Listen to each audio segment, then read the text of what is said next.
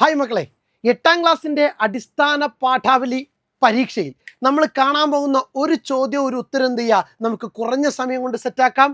ഉണ്ടവന് പായ കിട്ടാഞ്ഞിട്ടും ഉണ്ണാത്തവന് ഇല കിട്ടാഞ്ഞിട്ടും എന്ന പഴഞ്ചൊല്ല് മരുന്ന് എന്ന കഥയുമായി എങ്ങനെ ബന്ധപ്പെടുന്നു? നോക്കുക ഉത്തരം. പാവപ്പെട്ടവന് കഴിക്കാൻ പോലും ഒന്നുമില്ലാത്തപ്പോൾ സമ്പന്നൻ ആരോഗ്യത്തോടെയും ആഹാര സൗകര്യങ്ങളോടെയും കൂടി ചികിത്സാ പരിഗണന തേടുന്ന അവസ്ഥയാണ് ഇതിലൂടെ കാണിക്കുന്നത്. സമാനമായി ഇല്ലാത്തവന് അത്യാവശ്യവും ലഭിക്കാത്തപ്പോൾ ഉള്ളവന് ആവശ്യത്തിലധികവും ലഭിക്കുന്നു.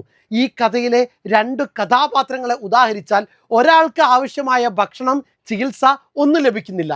രണ്ടാമന് ഇതെല്ലാം ഉണ്ട്, പക്ഷെ അവന് ഇനി വേണ്ടത് അത്യാവശ്യം സ്റ്റാറ്റസ് കാണിക്കാൻ പറ്റിയ അസുഖങ്ങളാണ്. തനിക്ക് ലഭിച്ചിരിക്കുന്ന സൗഭാഗ്യങ്ങളിൽ അയാൾ തൃപ്തനല്ല. മറ്റുള്ളവരുടെ മുന്നിൽ പറയാൻ പറ്റുന്ന അസുഖങ്ങൾ അയാൾക്ക് വേണമെന്നുള്ളതാണ്.